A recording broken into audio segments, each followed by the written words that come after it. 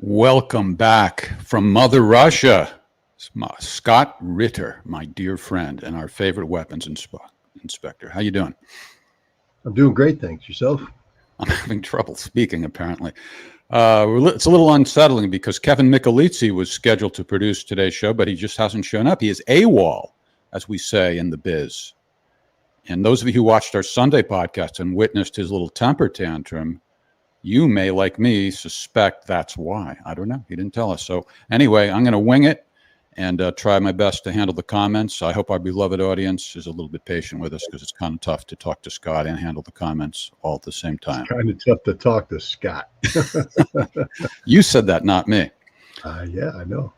All right. Thanks to Justin Lucero for designing our new virtual background there. What do you think, Scott? Did you notice? I did notice it's got sort of this combat desert thing going. That's right. There it is. Look at that. And we Maybe have some could help with my background. Oh, no, yours is perfect. I really like yours. I love that yellow and the Dylan thing. Well, the Dylan thing's not showing right now. What happened to the Dylan thing? Where is it?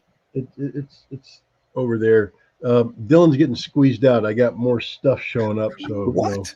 You demoted Bob Dylan. I don't know about that. All right. Well, everybody wants to know, what was it like in Russia on Thursday night? We're going to get into it in a little bit more detail. So tune in for that. Maybe just briefly, did you make some new friends over there in Russia? Oh yeah, no, this was there he is, the warlord himself. I don't want to give away the farm. Look, this was a great trip. It was more than I could have ever expected. The organizers were brilliant. Everybody who was involved was outstanding. The Russian people were as friendly as they can be, receptive to the message. I think there was some concern going in that the Russians might not want to even engage on the issue of better relations. And while there were many questions about it, the reception of the dialogue was outstanding. And I think I've captured this experience both in terms of my notes and also visually. We are going to be making a documentary film, Waging Peace, and starting this Thursday, on a weekly basis, I will be publishing a chapter-length narrative of the trip. I'll start off this week just explaining how the trip came to be, who the organizers were, and what the mission was. And then I'll just break it down city by city. Sometimes I'll take on a particular subject theme like sanctions or Victory Day. So that'll be out on the Substack. I hope people will support it. A lot of work has gone into this. And a lot of work will go into it, as well as the movie. But I think we'll discuss this in more detail starting Thursday. I think the idea would be to, look, ladies and gentlemen who are watching, I'm just here to tell you right now, waging peace is a thing. This wasn't a, I'm going to Russia, vacation done and we're done. No, we're going to be talking about this for a long, long, long time, maybe more than a year, because this is how important this issue is, and this is how important this trip was. This was a monumental trip. I don't know if I can explain to an American who, I would imagine that there's been no coverage of this in the American media, none. But we're covering it. Besides us, yes. Yeah. You can't say that about the Russian media. This got wall-to-wall coverage. Every place I went to got mainstream. They covered you and Vika just going into a market. Now, that's the sign of you're a celebrity when they make a big deal out of you going in to buy a Coke or something. Yeah, what did that feel like? Like this is news in Russia. Well, my visit was news in Russia. My visit was big news, and basically here, we had gone in to just grab some stuff for the road. This is on our long drive from Volgograd to Grozny, and we stopped off in a market and bought stuff. And I think altogether the tab for everything we got was under $6. And I basically told the guy that was the news. That was the news then, right? Yeah, under $6. I said if I bought this in the States, probably about $30, which is about right. If I had gone in and bought the same stuff at the mini mart down here, it'd be about a $30 tab, which is what we expect. But the point is, I guess they were pointing out that purchasing power is a thing. Well, I don't think you're really answering my question. I mean, that's maybe the point that was made, but the very fact that they're shooting you simply buying a little something in the store, that's treating you like quite a star. What did that feel like? Well, I can tell you that I have sympathy for Leonardo DiCaprio now and people that because no matter where I went, I mean, literally, we are in the middle of nowhere, and a car will stop and a person will jump out and go, "You're Scott Ritter. Can I get your picture?" I mean, everywhere on the metro, just walking around town. No matter if I'm trying to go to the bathroom, "You're Scott Ritter." Yep, and I'm touched by it. I mean, the fact is, this show, everybody watches it. Everybody watches any video that I'm in. They absorb everything, which is a huge burden. Not a bad burden, but I think coming out of this trip, I realized that I've always taken speaking seriously. I've always endeavored to be very fact-based and such, but realizing the fact that literally there are millions of people out there listening to every word and paying attention to it.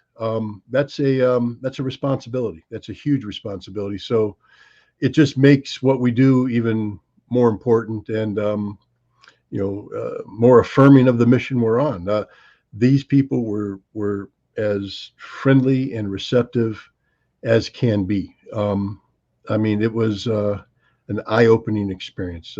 Good people, good country, and we're on a good mission, Jeff. We're on a really good mission. This is an important mission. All right, you talked me into it. We'll get into this more in detail on Thursday night. After this week, we'll be back to our usual schedule of Tuesdays and Fridays, but this week, the loquacious version will be on Thursday night. So this is the lightning round. Scott answers all questions in 3 minutes or less. Let's go to the questions from our beloved audience, starting with Charles in a little place I like to call New York City. Scott, you say you love America. I believe you. Now home reflecting about Mother Russia. Does Russia seem more like the USA we grew up in? And Charles identifies as a Vietnam veteran, 1972. Well, if you want to talk, about a simpler life and things of that nature, I guess we could idealize it. But Russia is Russia. It's completely different than the United States. The people are good people. We have very similar values.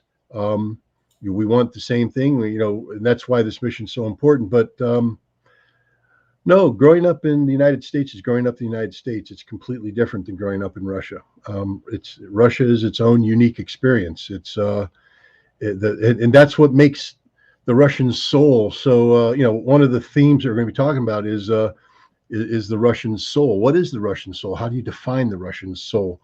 And, it is comprised of things that are very difficult to grasp, but they're there. They're discernible.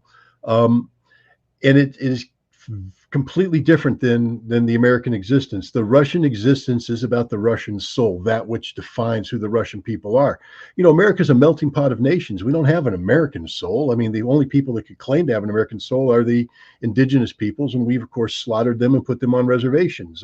Everybody else is an immigrant, so we have Americans with Italian souls. We have French souls, German souls, English souls, a couple Russian souls smattered in. But when you bring them all together, there's no identifying soul of an American. We have an American ideal, which is freedom, that we're continuing to try to perfect. But I think living in America in the 70s and the 60s is completely different than living in Russia today. Russia is a wonderful nation, a wonderful people. And one of the reasons why it was important to go there is to make that distinction that it is a different country. It has different values, and you're going to whip me real soon, so I got to stop talking. But I think I answered this question.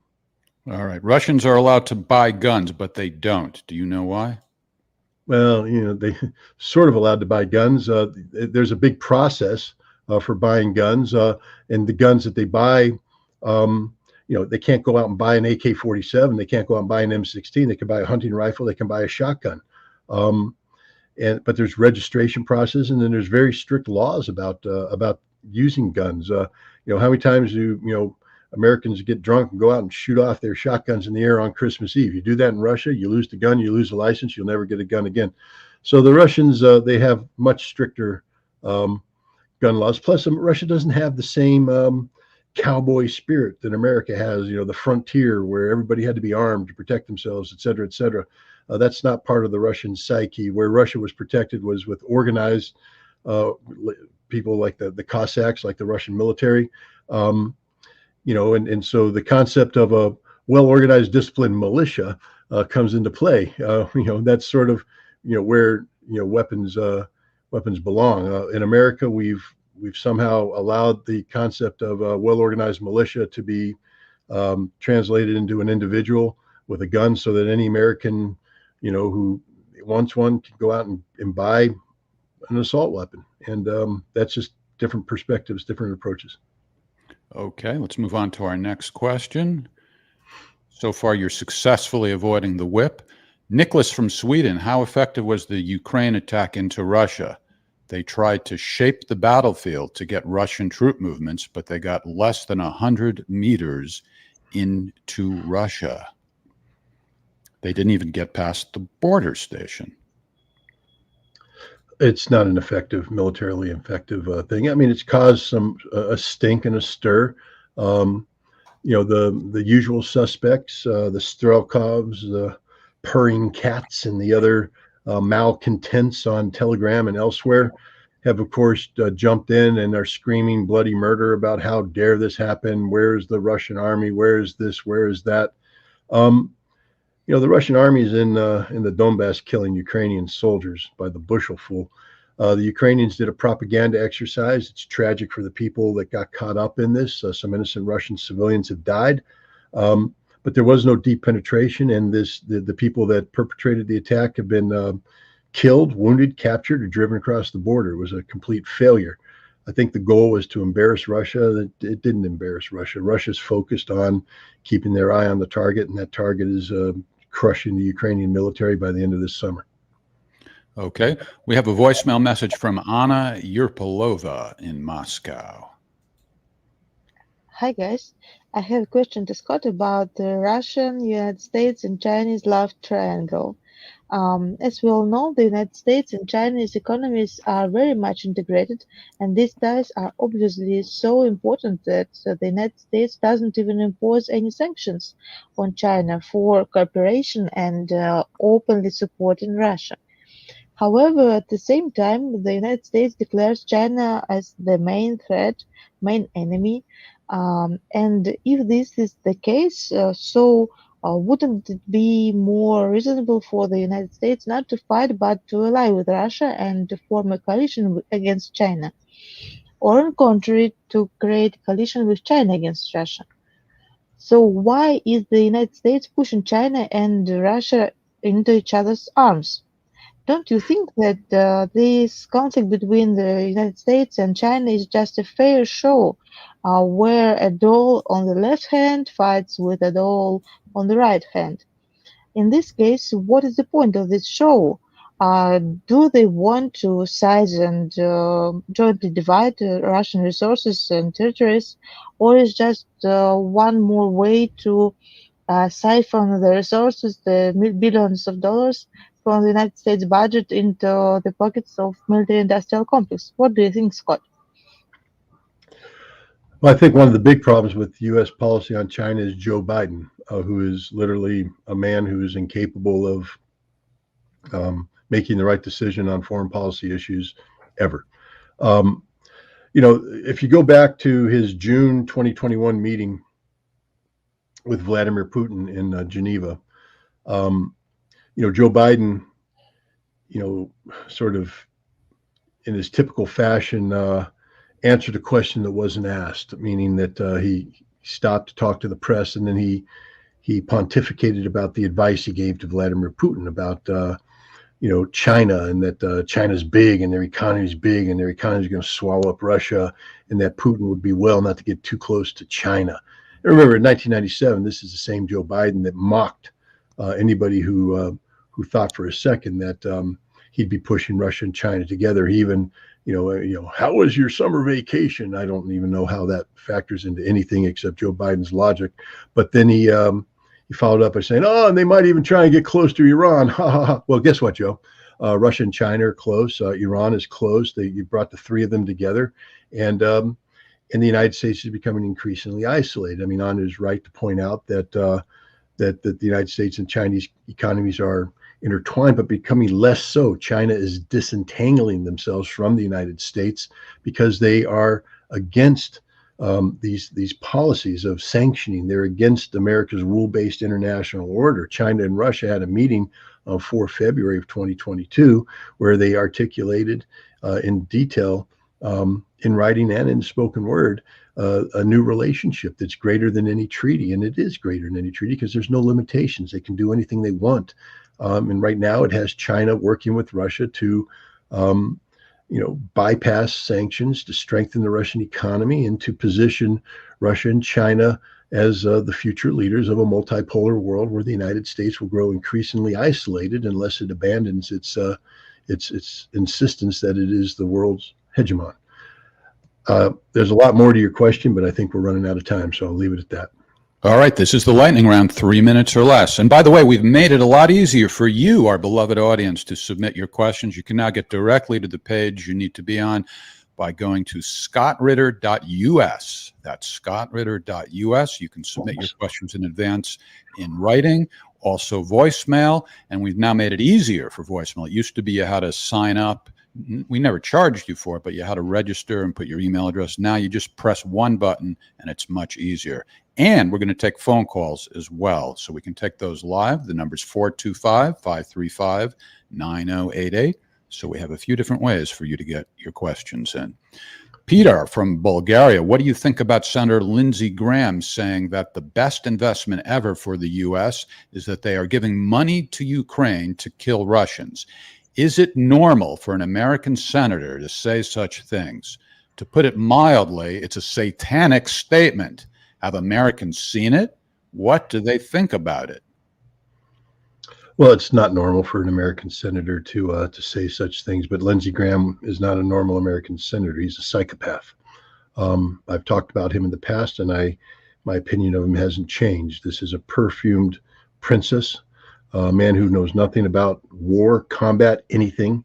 He's a lawyer who specialized putting drunk airmen in prison.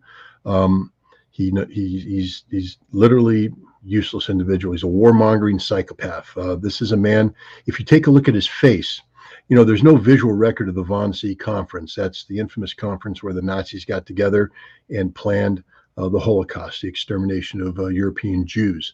But you can imagine when a Nazi was talking about this, the sneer and the gnashing of the teeth and all that. All you have to do is look at Lindsey Graham's face while he's talking about Russia, and you see the same thing. You now know what the face of evil looks like. This is a man who said that Vladimir Putin should be assassinated. This is a man who believes that Ukrainians should fight to the last Ukrainian. This is literally a sick individual. People of South Carolina, do America a favor. Get this son of a bitch out of office before he does really more stupid things. He's an embarrassment to you. He's an embarrassment to me. He's an embarrassment to the entire country. This is the same sick, I won't say bad words, sick person who made up, participated in the manufacturing of a lie that Russia was putting a bounty out for the Taliban to kill Americans. And he was up in arms about the potential of the Russians paying the Taliban to kill Americans in Afghanistan. And now Lindsey Graham's sitting there bragging about using American dollars to kill Russians, the best investment we ever had. You're a sick person, Lindsey Graham. The Russians have put an arrest warrant out you. I hope they grab you. I hope they put you in jail. I hope you find out what it's like to go through Russian justice. You son of a bitch. Yeah, they have an arrest. Russia issued a warrant for his arrest. So Scott was saying, let's take a look at Graham's face. So, all right, we do have some clips of Graham prancing around Ukraine. Here it is. Industrial level war crimes that have been committed against the Ukrainian people, if they are forgiven in the name of peace, you will have destroyed everything we've stood for since the end of World War II. There can be no forgiving and forgetting when it comes to Putin's war crimes. Putin has an arrest warrant from the International Criminal Court. I'd like to do more to help prosecute Russian war crimes. The best way to protect Taiwan and world order is for Putin to lose. And if you don't get that, I think you're missing a lot. Now you are free. Yes. And we will be. And the Russians are dying. It's the best money we've ever spent. Thank you so much. That's the face of evil right there. That is a son of a bitch. That is a perfume prick of a human being who, man, I just wish he was 30 years younger and I'd take him into a boxing ring and smash the living crap out of that face. He is a disgrace to human beings. He can't, he's a horrible, horrible. Hey, Lindsey Graham, you voted for a goddamn illegal invasion of Iraq, you son of a bitch. You want people to forgive illegal invasions? The Russians have every legal authority to do what they do under preemptive self-defense. You know, Lindsey, all the money that you went over there with McCain to pour into the Ukrainians to do what, you little fat prick? To what? Go to war against Russia illegally? What about the Minsk Accords, you perfume princess? You know, you wanted this war, Lindsey. You wanted this war. The blood of 100,000 Ukrainian soldiers is on your hands. You drink the blood of the Ukrainian children who died. That's how sick you are. Okay. Scotty's on fire. Got my blood pressure up. I hate this man with a passion, a visceral passion. Apparently. Okay, let's move on to the next question. Oh, this is the same one. Doug from Santa Fe. Who is this fellow Boris Kagarlitsky, I guess it's pronounced? He seems to have a strong and convincing voice in trying to dissuade leftists here in the West from concluding that the special military operation is on the side of justice. Are you familiar with this person, Scott? I am not. So we'll have to put the dreaded asterisk next to his name, and then I'll look it up. Axel O from Finland. Will the introduction of F-16s make Russia push Ukrainians out for that 400 kilometers or 800 kilometers flight distance as the safety zone, they have said? That was 80 kilometers, while M777 was the most advanced weapon they had. And before you answer that, let me just show you the next question. It's also similar. With the collective West greenlighting F-16, will these just fly from Ukraine or NATO bases? If it's the latter, how likely is it that Russia will bomb NATO bases? Article 5, World War III? No F-16 will take off from a NATO base and fly a combat sortie into Ukraine. Okay, just understand that, people. Calm the fuck down. You know, first of all, not a single F-16 has been allocated to Ukraine. They're talking about training some pilots. The F-16s, just listen to let's look at the Dutch, for instance. We're going to train the Ukrainian pilots. Yay, the brave Dutch are going to train Ukrainian pilots. But what about the F-16s? Oh no, the F-16s we have right now, they are still in their operational lifespan. But when that expires, we will put them into storage and then we will consider giving them Ukrainians. They're going to give the Ukrainians expired F-16s, people. That means old aircraft, maintenance nightmares. Any Ukrainian who flies an F-16 in combat over Ukraine will die that quick. Die that quick. The Su-27 is a better airplane than the F-16 the Ukrainians are going to get, and they're getting shot down. This is not a game changer. There is nothing going to happen that deviates the battlefield. It changes the battlefield. The F-16 is an old aircraft. The Russians have been training to fly against this aircraft forever. So no, it's not going to change the battlefield. It's a stupid decision. It's going to condemn more Ukrainians to death. It's going to, complicate the war a little bit more. But the Russians have the solution to this. First of all, it's not taking them by surprise. remember, we've been talking about this for a long time. So it's not like the Russians are going, oh my God, F-16 is going to show up on the battlefield. We don't know what to do. They've got it all sorted out. When it happens, if it happens, it won't be happening for long. All right. And if you want to read more about that, Scott actually addressed this question in his most recent article in Sputnik, and you can get to it by going to our Substack. We link to all his recent articles, and this is it. Sending F-16 to Ukraine will backfire. So we give it to you in various formats. If you want it in the written form, there's your opportunity. Our next question comes from somebody. Mike Marshall in Texas. In light of the rearrest of Gonzalo Lira, have you changed your opinion about him being an intelligence asset? I don't discuss Gonzalo Lira. He's no significance to me. Anybody knows the story knows that he's a man who I interviewed twice, maybe 3 times. He told me to, straight up, and he put it on his webpage that if he disappears for more than 12 hours, to consider him to be on a list of people who have been kidnapped and killed by the Ukrainian secret services. He missed an interview with George Galloway. Galloway's people called me and said, have I heard from Gonzalo Lira? I had not. There were some social media postings that indicated that he might have been taken prisoner by the SBU or even the Kraken unit, which is a sort of a death squad of the affiliate of the SBU. And so I wrote an article to try to bring attention to this. I talked about, if the stories about Gonzalo Lira's demise are true, then the silence of the West is deafening and shameful.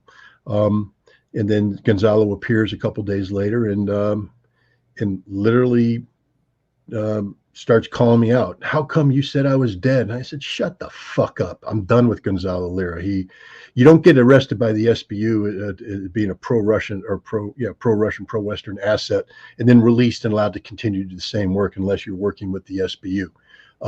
There might have been some restrictions on what he was doing, and he might have violated those restrictions. That's between him, the SBU, and whatever government wants to come in and intercede on his behalf. But I'm done with Gonzalo Lira. All right, fair enough. We don't need to address that issue any further.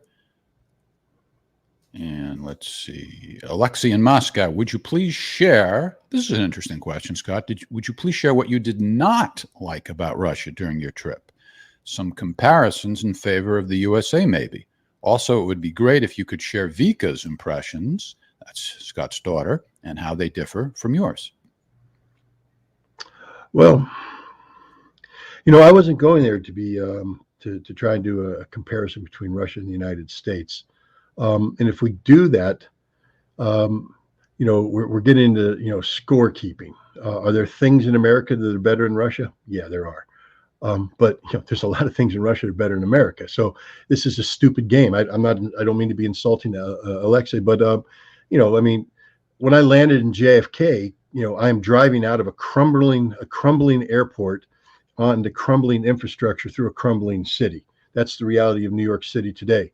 When I land in Sheremetyevo, I'm landing in a pristine airport. I'm driving through pristine highways into a city that is pristine, built and continuing to be built. So you can't do that. Now, if you want to, compare and contrast the state of democracy in the two places, you can't do that.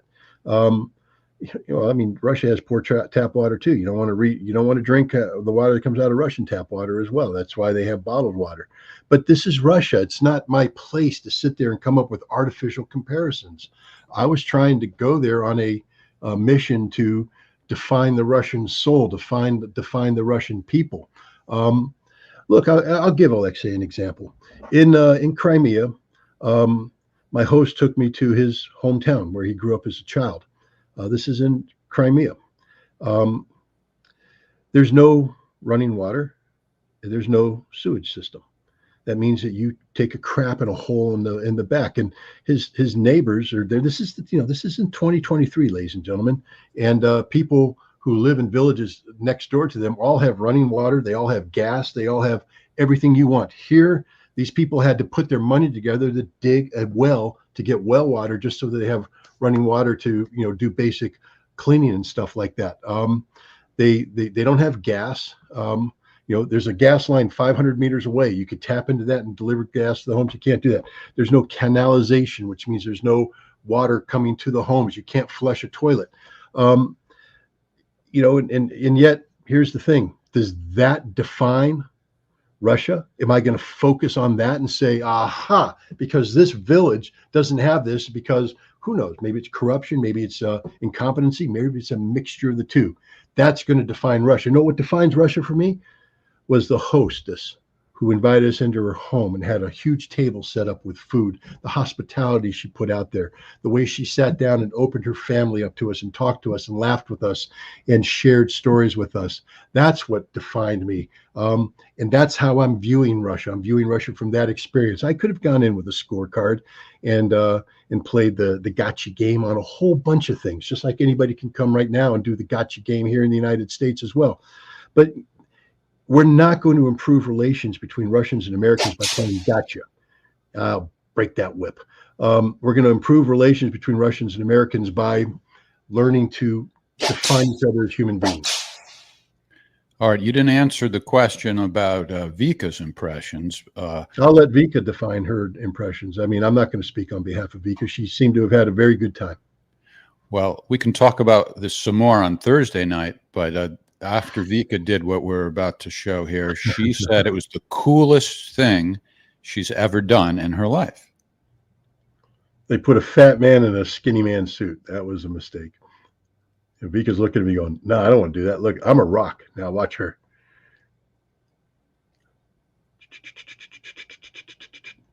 Look at my face. they had to crank that wind tunnel up. All right, we'll get into that more. To get me just to float, they had to crank that wind tunnel up. My face was. All right. I don't know if you were listening when she said that, but she said it was the coolest thing she ever did in her life. Oh, I know what she said. I mean, the first thing she was going to say was that was the most badass thing she's ever done in her life. And I said, Vika, you're in Chechnya. Women don't speak like that. So she had to tone it down. All right. Well, we can say badass here. On the other hand, I don't know if we can say this name because I have no idea how to say it. I think this is somebody from Belgrave. Maybe you know how to read that. What are the chances that the occupying forces of NATO will leave the Serbian province of Kosovo one day, as they did from Iraq and Afghanistan? 100%. It's an unsustainable situation. I mean, NATO's talking about reinforcement with another battalion, and another battalion could come in at a time when they're talking about trying to build up NATO forces going up against, Russia and all this. This is a problem. The Serbian people are fed up. I think we saw with the violence the other day. They're just not going to sit there and let NATO get away with this. Let the Kosovars get away with this, and there's a good chance this could break out into violence. And if that happens, it's no longer a peacekeeping mission; it's a war-making mission. And I don't think Europe is ready to swallow that pill right now, especially when this is the Kosovars' fault. This is not the Serbian people's fault. This is not the Serbian government's fault. I mean, I blame the Serbian government for some weakness, lack of a spine, so to speak. But no, I don't think NATO is going to be there for forever. Okay, let's move on to the next question, and then we'll take some questions live. Also, we can take it on the phone. Also, comments coming in on Facebook and YouTube.